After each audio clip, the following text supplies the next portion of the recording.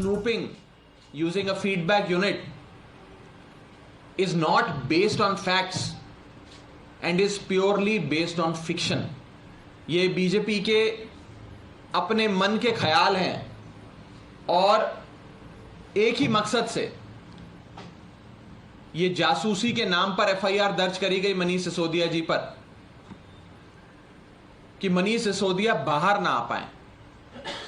एक मुकदमे में बेल मिले तो दूसरा मुकदमा दर्ज कर दो, दूसरे मुकदमे में बेल मिले तो तीसरा मुकदमा दर्ज कर दो। मुकदमे दर्ज करके यह चीज सुनिश्चित करो कि अरविंद केजरीवाल का दाहिना हाथ दिल्ली के उप मुख्यमंत्री मनीष सिसोदिया जेल से बाहर ना आ पाए। इसी कवायद में पूरी केंद्र सरकार लगी है। चीन भारत की सरजमी पे कब्जा करने की कोशिशें करता है, पाकिस्तान अपनी नापाक कोशिशें करता रहता है, लेकिन हमारी जांच एजेंसियां मनीष सिसोदिया को पकड़ के जेल में डालती हैं।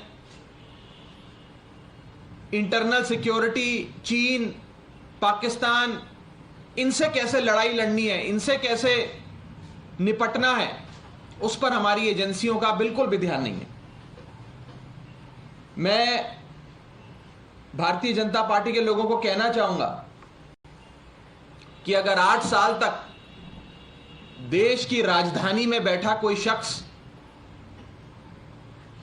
ना उसके पास पुलिस, ना उसके पास एंटी करप्शन ब्यूरो, ना उसके पास विजिलेंस विभाग, ना उसके पास कोई शाखा, वो फिर भी 8 साल तक प्रधानमंत्री जी की और बीजेपी के बड़े बड़े नेताओं की फीडबैक यूनिट के नाम से जासूसी करा रहा था, तो क्या हमारी देश की एजेंसियां, इंटेलिजेंस एजेंसियां सो रही थी?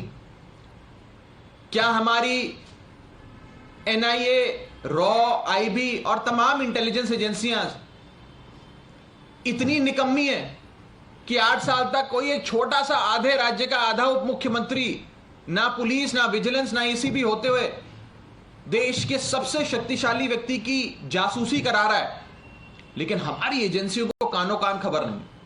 क्या यह संभव है? अगर संभव है तो भारत की राष्ट्र सुरक्षा पे बहुत बड़ा प्रश्न चिन्ह खड़ा होता है, और अगर संभव नहीं है तो यह भारतीय जनता पार्टी की बौखलाहट दिखाता है कि कोई भी फर्जी मुकदमा मनीष सिसोदिया पे करो ताकि मनीष सिसोदिया जेल से ना निकल पाए। मैंने कल अपनी प्रेस वार्ता में आपको बिंदुवार तरीके से बताया था कि जो कथाकथित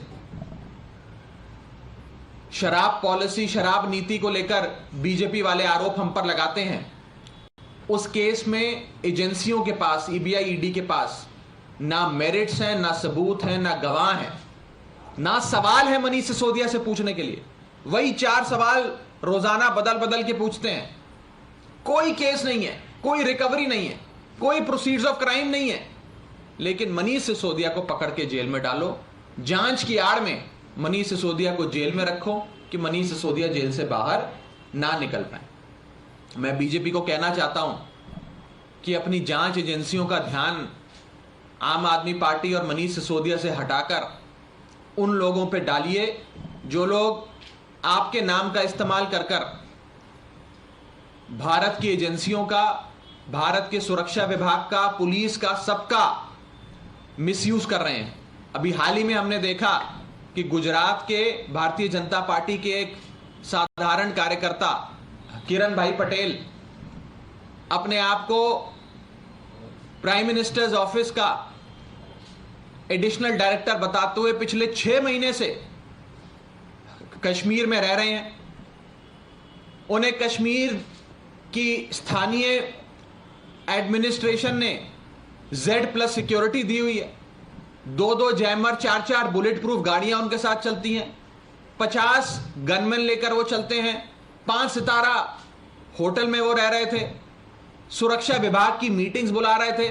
IAS IPS के ट्रांसफर करा रहे थे और पिछले 6 महीने से मौज मस्ती कर रहे थे कश्मीर में, सरकारी पैसे पे सरकारी तंत्र का इस्तेमाल करते हुए। क्या काबिलियत थी उनकी एक करने की? एक ही काबिलियत थी कि वो गुजरात इकाई के भारतीय जनता पार्टी के कार्यकर्ता थे। अगर जांच करनी है तो ऐसी जासूसी की जांच करिए ऐसा शख्स जिसने हमारी जम्मू कश्मीर की पुलिस और सिक्योरिटी फोर्सेस के चक्रव्यूह को भेद दिया, उसकी जांच नहीं करती बीजेपी, क्योंकि वो गुजरात का बीजेपी का कार्यकर्ता है। लेकिन मनीष सिसोदिया पर झूठे मुकदमे करते हैं और कहते हैं कि मनीष सिसोदिया 8 साल से प्रधानमंत्री जी और भारतीय जनता पार्टी की जासूसी कर रहे थे। अगर जासूसी कर रहे थे तो हमारी जांच एजेंसियां पिछले 8 साल से आंखें बंद कर कर कुंभकर्ण की नींद क्यों सो रही थी? ये एक बहुत बड़ा सवाल है। और इस सवाल के साथ साथ मुझे लगता है यह चीज क्लियर हो जाती है कि भारतीय जनता पार्टी के पास कोई केस नहीं है, विश्वसनीय आरोप भी नहीं है, विश्वसनीय केस तो छोड़ दीजिए। बस मकसद एक है कि मनीष सिसोदिया जेल से ना निकल पाए, मनीष सिसोदिया जेल में ही बंद रहे।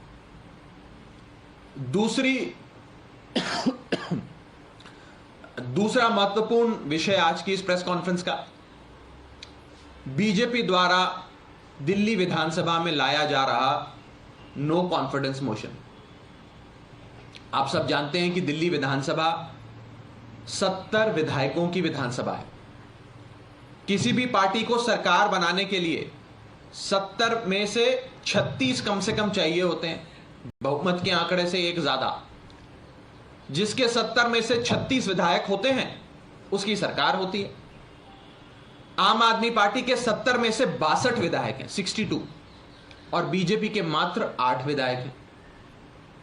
यानी कि आम आदमी पार्टी के पास दिल्ली वालों के प्यार और आशीर्वाद के साथ साथ एक प्रचंड बहुमत है दिल्ली विधानसभा में। 70 में से 62 यानी कि लगभग 90% मेजॉरिटी आम आदमी पार्टी के साथ है, और सदन की 10% सीटें बीजेपी के पास। लेकिन उन 8 सीटों की बदौलत भारतीय जनता पार्टी दिल्ली विधानसभा में नो कॉन्फिडेंस मोशन लाकर केजरीवाल सरकार गिराना चाहती है।